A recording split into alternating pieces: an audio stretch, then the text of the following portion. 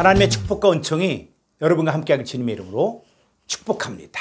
자, 오늘 함께 나눌 말씀의 제목은 왜 인을 떼주어야 하는가? 이 제목을 가지고 원어 성경을 통해서 하나님 말씀을 함께 나누도록 하겠습니다. 오늘 본문 말씀은 계시록 5장 1절로 5절의 말씀입니다. 내가 보매 보좌에 앉으신 이의 오른손에 두루마리가 있으니 안팎으로 썼고 7인으로 봉하였더라. 또 보매 힘있는 천사가 큰 음성으로 외치기를 누가 그 두루마리를 펴며 그 인을 떼기에 합당하냐 하나. 하늘 위에나 땅 위에나 땅 아래에 능히 그 두루마리를 펴거나 보거나 할 자가 없더라. 그 두루마리를 펴거나 보거나 하기 합당한 자가 보이지 아니하기로 내가 크게 울었더니 장로 중에 한 사람이 내게 말하되 울지 말라. 유대 지파의 사자 다윗의 뿌리가 이겼으니 그 두루마리와 그 7인을 떼시리라 하더라. 아멘. 자, 계시록에서 일어나는 큰 3가지 사건이 있습니다. 이 사도 요한이 본 것과 이제 있는 일과 앞으로 되어질 일입니다. 첫 번째, 사도 요한이 본 것입니다. 예수님께서 죄와 사망의 권세를 깨뜨리시고 부활하신 후에 제자들과 함께 40일을 함께 계시다가 승천하신 후에 그분은 가신 그대로 오시리라고 약속하셨습니다. 자, 그분이 언제 오느냐 하는 이것이 신앙생활을 함에 있어서 아주 중요한 문제입니다. 한 분은 오실 주님을 기다리며 아멘 주 예수의 오시옵소서 마라나타를 고대하며 사는 사람들이 있습니다.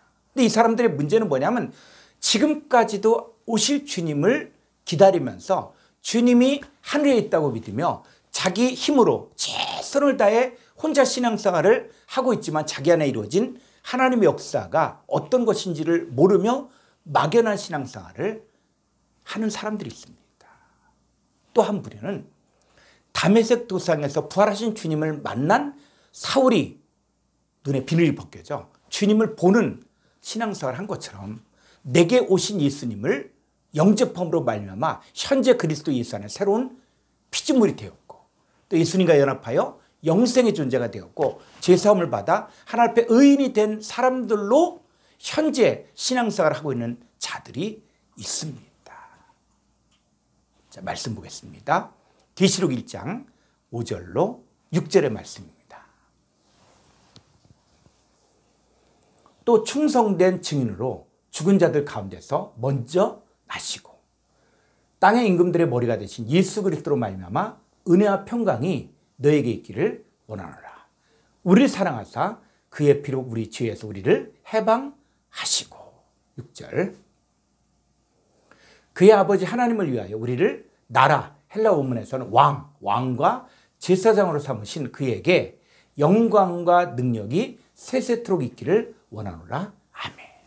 자, 예수님을 나의 구주 나의 하나님으로 영접한 사람은 그분이 우리를 사랑하셨고 그리고 그의 피로 우리 죄에서 우리를 해방하셨고 또 우리를 아버지 하나님을 위하여 왕과 제사장으로 삼으셨고 하나님의 영광과 능력이 그 믿는 자들 안에 있습니다.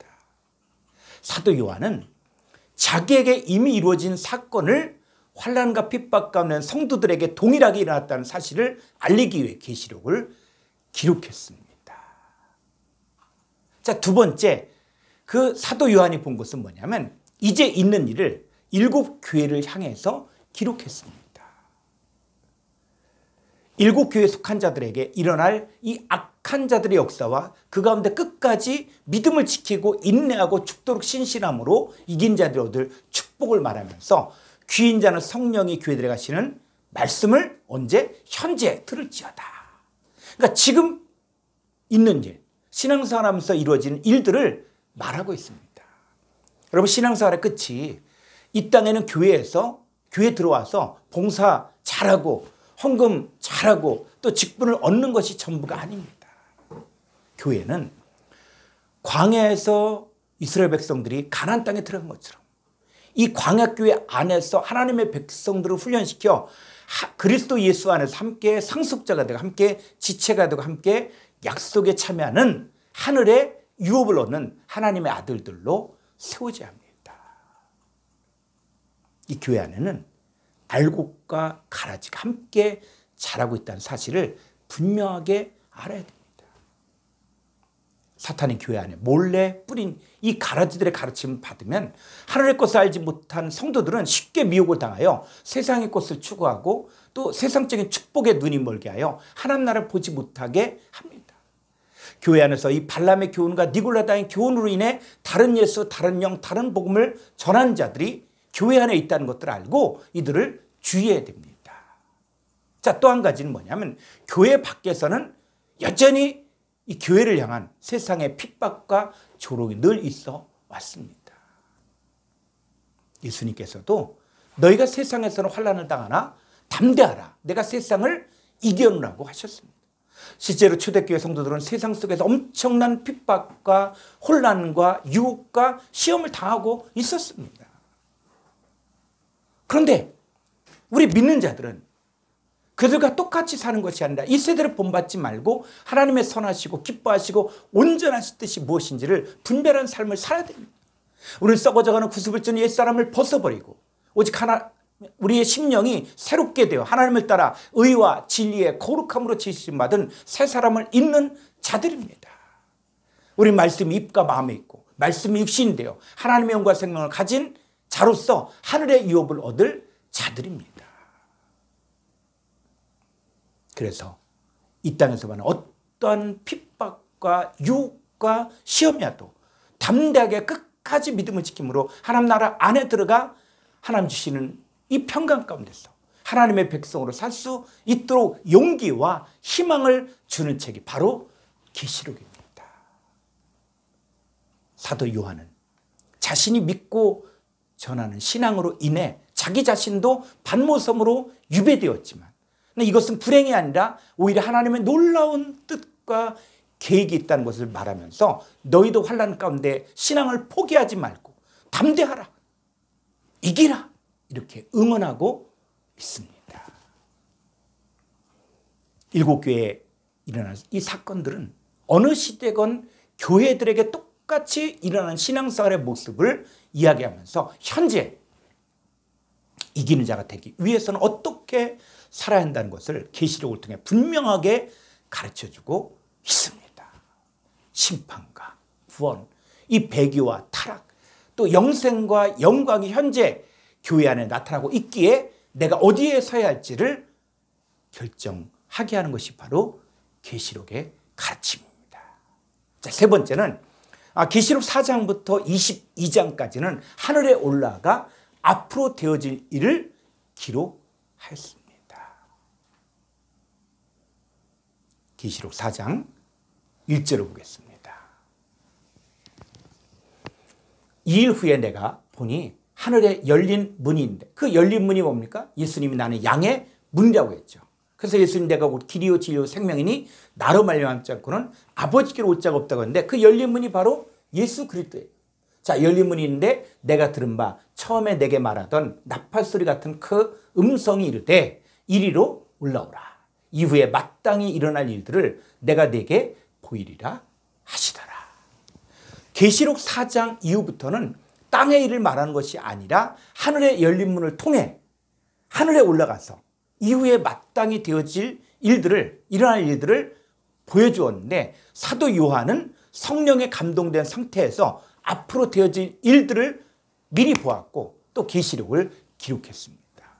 따라서 일곱 인대는 사건, 또 일곱 나팔, 일곱 대접, 666 사건을 하늘의 관점에서 성령에 감동된 상태에서 풀어야 하는데 이것을 세상의 기근과 지진과 또 전쟁으로 풀면 그것은 땅의 일이지 하늘의 일이 아닙니다. 계시록 4장부터는 하늘의 일을 말하는 것이기 때문에 하늘에서의 싸움과 하늘에 올라간 자들의 삶을 말하고 있습니다. 자, 이때부터는 이제 시간과 공간을 뛰어넘어 하나님과 나와의 관계에서 내가 어떻게 살아야 할지, 어떤 삶, 어떤 열매, 어떤 승리를 해야 할지에 대해서 인을 떼는 사건을 통해서 구원받을 자와 심판받을 자의 삶을 함께 보여주고 있습니다. 자, 그러면 왜 인이 떼져야 되는가? 여러분, 인이 떼어져야만 내가 어디서 왔는지, 내가 어떤 존재인지, 내가 어떤 열매를 맺어야 할지, 내가 어떤 삶을 살아야 할지가 드러나기 때문에 반드시 7인이 떼어지는 사건을 모든 하나님의 자녀들이 알아야 합니다. 자, 오늘은 왜 인을 떼야 하는가에 대해서 함께 말씀을 나누겠습니다. 자, 첫 번째, 7인으로 봉해진 두루마리. 자, 계시록 5장 1절을 보겠습니다.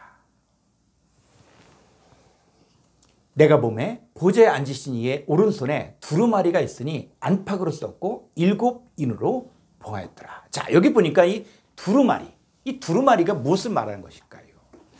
이 두루마리가 헬라어로 비블리온인데, 이 비블리온은 비블루스 책에서 유래가 되었습니다. 그러니까 이 두루마리가 책인데 그 책이 안팎으로 써져 있고 7인으로 봉해져 있습니다. 자, 그러면 이 책, 이 두루마리가 무엇을 말하는 것일까요?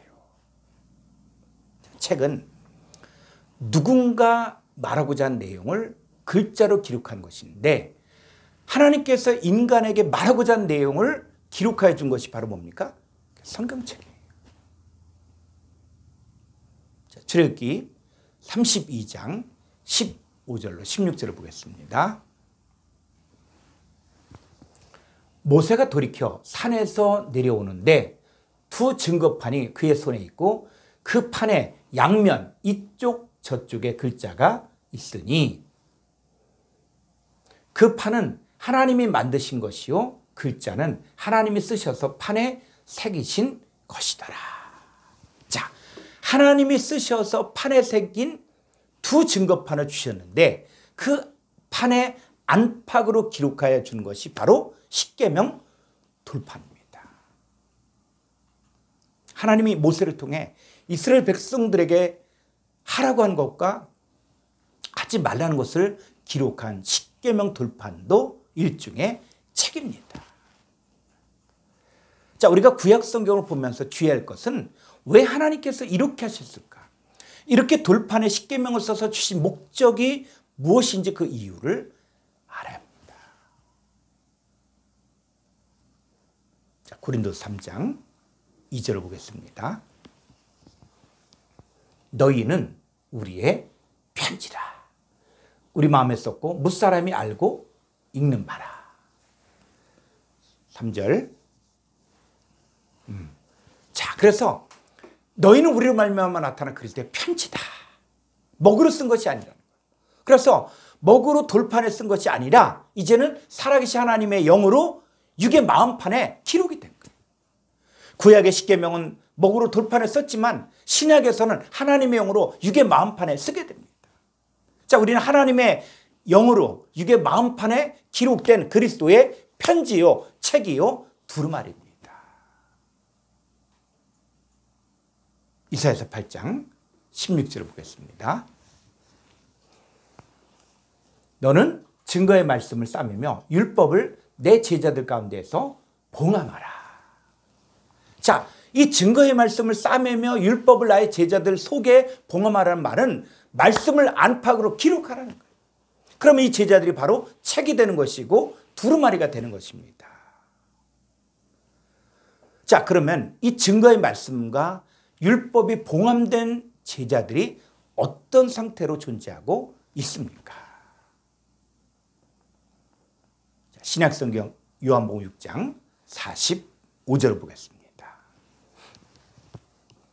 선지자의 글에 그들이 다 하나님의 가르치심을 받으리라 기록되었은즉 아버지께 듣고 배운 사람마다 내게로 오느니라. 이 아버지께 듣고 배운 사람들이 바로 증거의 말씀과 율법이 자기 안에 봉함된 상태라는 것입니다.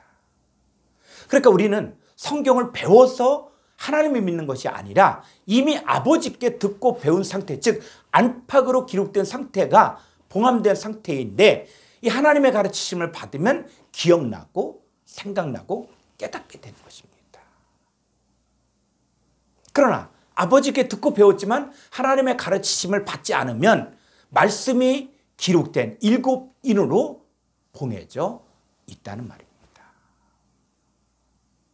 봉함된 상태로 그대로 있으면 아무것도 알지 못하는데 그 봉함된 상태를 열어주는 것이 바로 인을 떼는 사건입니다.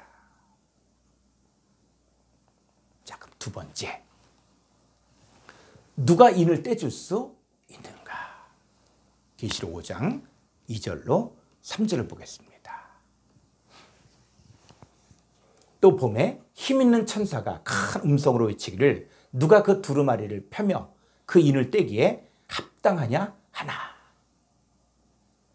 하늘 위에나 땅 위에나 땅 아래에 능히 그 두루마리를 펴거나 보거나 할 자가 없더라. 자, 7인으로 봉해진 이 두루마리 책은 하늘 위에나 땅 위에나 땅 아래에 능히 그 책을 보거나 펴거나 할 자가 없습니다. 이 말은 뭐냐면 사람의 지혜로는 책의 7인, 즉 인간의 지혜로는 아버지께로부터 듣고 배운 상태를 열어줄 수 없다는 것입니다. 성경은 사람의 지혜로 알 수 있는 책이 아닙니다. 사도 바울도 당대 최고의 신학자요, 율법학자요, 구약 성경에 정통했던 사람이었지만 메시아로 오신 예수님을 믿지 않았고 오히려 예수 믿는 자들을 못 믿도록 핍박한 일에 앞장섰습니다. 그러나 그가 복음을 깨닫고 이 전도자가 된 이 바울은 자신이 나아가 하나님의 증거를 전할 때 말과 지혜의 아름다운 것을 하지 않았다고 하면서 예수 그리스도와 그 십자가에 못 박히신 것 외에는 아무것도 알지 아니하기로 작정했습니다. 왜냐하면 이 믿음이라는 것은 설득력 있는 지혜 말도 아니고 사람의 지혜도 아닌 성령의 나타남과 하나님의 능력으로 생긴다는 것을 알았기 때문입니다. 바울은 자기가 전하는 복음에 대해 정의하기를 이 세상의 지혜가 아니요 이 세상에서 없어질 통치자들의 지혜도 아니고 오직 은밀한 가운데 있는 하나님의 지혜라고 했습니다. 그런데 이 감춰졌던 것은 하나님이 우리의 영광을 위하여 만세자는 미리 정하신 것입니다. 하나님 자기를 사랑한 자들을 예비하신 모든 것은 눈으로 보지 못하고 귀로 듣지 못하고 사람의 마음으로도 깨닫지 못하는 생각지 못하는 하나님의 지혜이기 때문에 들을 귀와 볼 수 있는 눈과 깨닫는 마음이 있어야만 알 수가 있습니다. 이 복음은 이 세상에는 어떤 지혜, 어떤 지식으로도 깨달을 수 없지만 오직 하나님의 능력으로만이 깨달을 수 있습니다. 자, 세 번째. 유대지파의 사자 다윗의 뿌리가 인을 떼준다. 자, 계시록 5장 4절로 5절 보겠습니다. 그 두루마리 책을 펴거나 보거나 하기에 합당한 자가 보이지 아니하기로 내가 크게 울었더니. 5절. 장로 중에 한 사람이 내게 말하되 울지 말라. 유대지파의 사자 다윗의 뿌리가 이겼으니 그 두루마리와 그 7인을 떼시리라 하더라. 사도 요한이 이 책을 펴거나 보거나 하기에 합당한 자가 보이지 않으니까 크게 울고 있었는데 그 장로 중에 한 사람이 울지 말라. 유대지파의 사자 다윗의 뿌리가 그 두루마리와 그 7인을 떼시리라고 했습니다. 그렇습니다. 유대지파의 사자 다윗의 뿌리만이 7인으로 봉해진 이 두루마리 책을 열 수 있습니다. 자, 그러면 유대지파의 사자 다윗의 뿌리가 누구를 말하는 것일까요? 마태복음 1장 1절을 보겠습니다. 아브라함과 다윗의 자손 예수 그리스도의 계보라. 자, 그런데 이 부분에서 번역이 빠진 부분이 있는데 이 부분을 헬라어 원문을 그대로 직역하면 아브라함과 다윗의 자손 예수 그리스도의 족보의 책이다. 자, 여기서 이 책이 바로 뭐냐? 비블루스예요. 예수님은 다윗의 뿌리예요. 아브라함과 다윗의 자손이라고 한 이유는 뭐냐면 아브라함과 다윗에게 허락한 이 언약을 계승하는 자를 말하는 거예요. 그래서 마태복음과 누가복음의 족보를 보면은 예수님의 족보가 나오는데 그것은 생명의 족보, 믿음의 족보를 말하는 것입니다. 자, 갈라디아 3장 16절 보겠습니다. 이 약속들은 아브라함과 그 자손에게 말씀하신 것인데 여럿을 가리켜 그 자손들이 하지 아니하시고 오직 한 사람을 가리켜 내 자손이라 하셨으니 곧 그리스도라.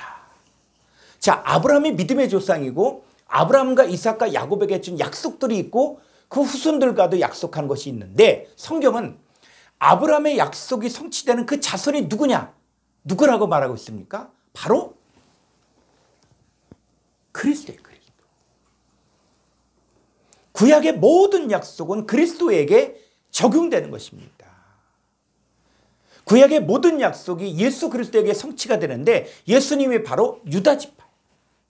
유대지파의 사자 다윗의 뿌리는 예수님만 말하는 것이 아닙니다. 예수님 믿는 모든 믿는 자들도 포함되는 것입니다. 오늘날 말씀을 증거하는 우리도 유대지파의 사자여 다윗의 뿌리인 생명의 계보에 들어간 사람들이기 때문에 지금 이 시대에 아버지 하나님과 아들 예수님이 내 안에 함께 계시면서 함께 인을 떼주는 일을 하는 것입니다. 자, 그러면 구약 성경을 왜 기록했는가? 이 부분에 대해서 히브리서 10장 1절에 보면 율법은 장차올 좋은 일의 그림자일 뿐이요 참형상이 아니라고 했고 고린도서 10장 11절에서는 그들에게 일어난 이런 일은 본보기가 되고 또한 말씀을 만난 우리를 깨우치기 위하여 기록되었느니라고 했습니다. 구약 성경에 기록된 모든 약속과 율법과 제사 제도는 예수님을 통해서 실상으로 나타날 때입니다. 아직 복음을 믿지 않고 깨닫지 못하는 자들은 일곱 인으로 봉인된 상태에 있습니다. 일곱 인이 떼지 않은 사람들은 아직은 맹인이고 못 드는 자요, 또 병든 자요, 문둥병자요, 중풍병자의 상태로 살고 있습니다. 유대지파의 사자요, 다윗의 뿌리이신 예수님과 예수님을 믿는 자들이 일곱 인으로 봉해진 책을 열 수 있습니다. 그래서 예수님 믿고 예수님과 연합하여 한 몸을 이루어야만 예수님과 함께 인떼는 사건을 할 수 있습니다. 일곱 인으로 봉인된 상태에서 인이 떼어져야만 고침을 받을 수 있으며 흑암의 권세에서 건짐을 받을 수 있으며 내가 누구인지, 내가 어디서 왔는지, 내가 어떻게 살아야 할지, 내가 무엇을 추구해야 할지, 또 내가 무엇을 얻어야 할지를 알 수가 있으며 생명의 계보에 들어갈 수 있습니다. 예수님은 귀인 자는 들으라고 하셨고 수고하고 무거운 짐진 자들아 다 내게로 오라 내가 너희를 쉬게 하리라고 말씀하시면서 이 시대의 맹인, 이 시대에 못 드는 자, 이 시대의 병든 자들을 초대하고 있습니다.